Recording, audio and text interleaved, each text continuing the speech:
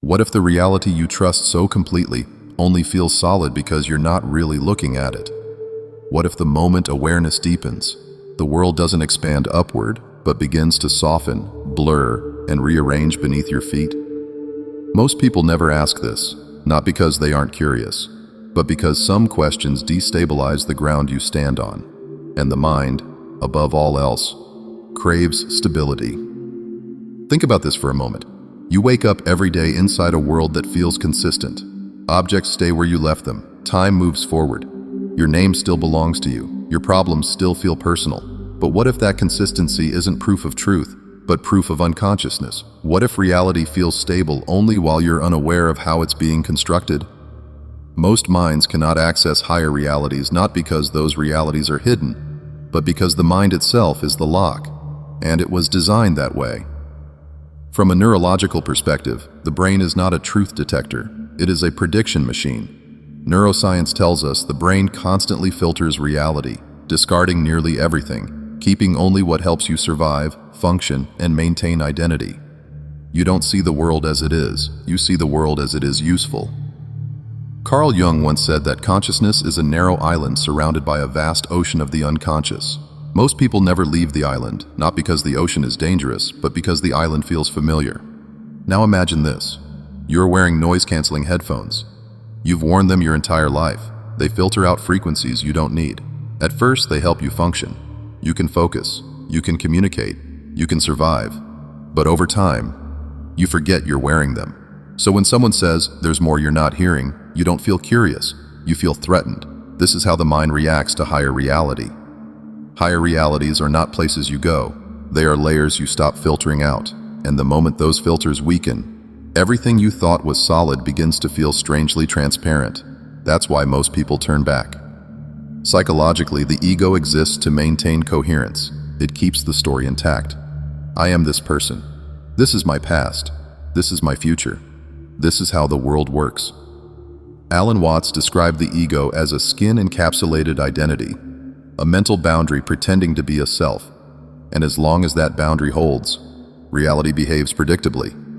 But when awareness deepens, that boundary begins to thin, and instability appears. This is the moment most seekers misinterpret. They feel disoriented, detached, unmotivated, emotionally flat or strangely expansive, and the mind panics. It's not working. I'm losing myself. I need to ground. I need to go back. But what's actually happening is not loss, it's deconstruction. Reality, as you know it, is co-created. Quantum physics didn't invent this idea, it merely stumbled into it. The observer effect showed something unsettling. At the most fundamental level, particles behave differently when observed, not because consciousness controls reality, but because observation is participation. You are not watching the universe. You are in a relationship with it, and relationships change when awareness changes. Higher realities are unstable because they are less mediated, less filtered, less narrated, less controlled. The mind wants conclusions. Higher awareness offers ambiguity. The mind wants ownership. Higher awareness dissolves the owner. The mind wants progress. Higher awareness exists outside time, so the mind rejects it. Eckhart Tolle once said the mind is uncomfortable with the present moment because it cannot dominate it. Presence has no handles, and higher realities are nothing but deeper presence. Notice something subtle. Whenever your attention truly settles, not focused, not strained, just open, there is a brief gap, a silence before thought returns, a space without commentary. Most people feel this gap and immediately fill it. They reach for their phone. They create a thought. They distract. Why? Because in that gap, reality is no longer being narrated, and without narration, identity begins to loosen. This is where reality starts to feel less stable, not because it's collapsing, but because you're no longer holding it together. Imagine a snow globe. As long as you don't touch it, the scene inside looks calm, solid, finished, but the moment you shake it, everything moves. Higher awareness is not adding something, it's shaking the globe. And most minds are addicted to stillness that only exists through ignorance. Here's the deeper truth few talk about. Higher realities are not optimized for comfort. They are optimized for truth. And truth is spacious, unfixed, alive. The ego prefers a small, predictable world over an infinite one it cannot control. So it builds a cage and calls it reality. Think about your own life. How many beliefs do you carry, not because they're true, but because they make things feel stable? I know who I am. I know what's possible. I know how things end.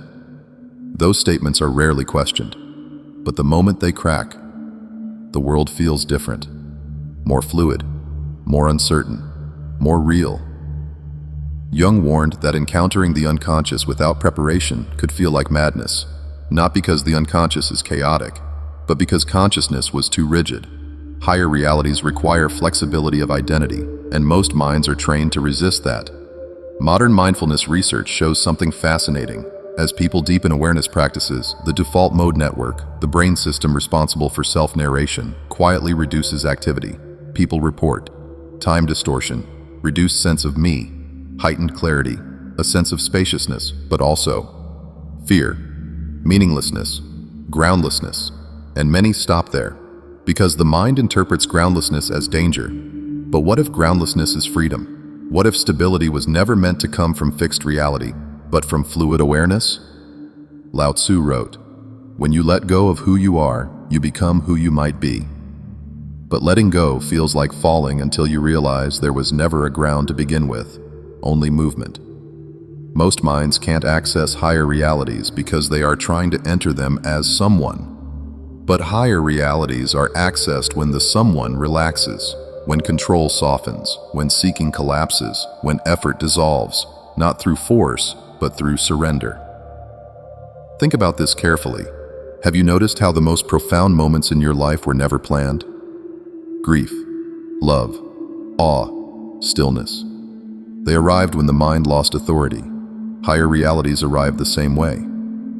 Reality is stable only while you're unaware that you're helping stabilize it.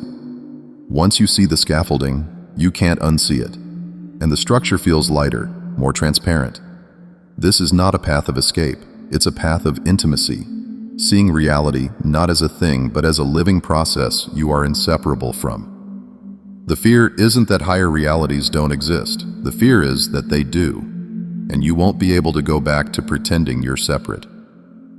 And here's the quiet ending most never reach. When awareness matures, stability returns. But not as rigidity, as trust. Trust in movement. Trust in uncertainty. Trust in the intelligence beneath thought. Reality stops needing to be solid because you no longer need to be. You don't lose the world. You gain depth. You don't disappear. You expand beyond definition. And the higher reality you were seeking reveals it was never elsewhere. It was waiting for you to stop holding everything together. And something even subtler begins to happen. You stop asking reality to reassure you. You stop demanding signs, meanings, confirmations. You stop checking whether you're doing it right. The nervous reach for certainty loosens, not because you found answers, but because the need for answers dissolves. This is where higher realities stop feeling high. They feel ordinary, quiet, undramatic, which is why the mind often misses them. The mind is conditioned to expect intensity, visions, energy, cosmic significance. But higher awareness arrives like breath, like space between thoughts, like the moment before you label what you're feeling. So subtle it feels like nothing happened. Yet life subtly reorganizes itself around this shift. Reactions slow. Choices feel cleaner. Silence becomes nourishing instead of empty. You begin to sense an intelligence that doesn't speak in language, but in timing. Things align without force. Insights arrive without effort. You act without rehearsing. Not because you've ascended, but because you've stopped interfering. This is the paradox. The mind wants access to higher realities so it can possess them. But higher realities are accessed only when possession is no longer relevant. They are not experiences to collect. They are perspectives that dissolve the collector. At this stage, many quietly return to normal life. Same job, same relationships, same routines. But nothing is the same, because awareness is no longer trying to escape reality. It's meeting it fully. Pain still arises, joy still passes, uncertainty still exists, but none of it defines you. Reality becomes less of a problem to solve and more of a movement to participate in.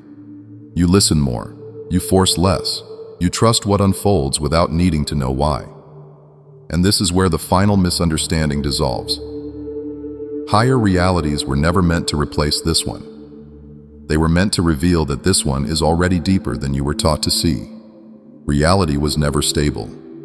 You were clinging to a version of yourself that needed it to be. When that clinging ends, reality doesn't collapse. It breathes.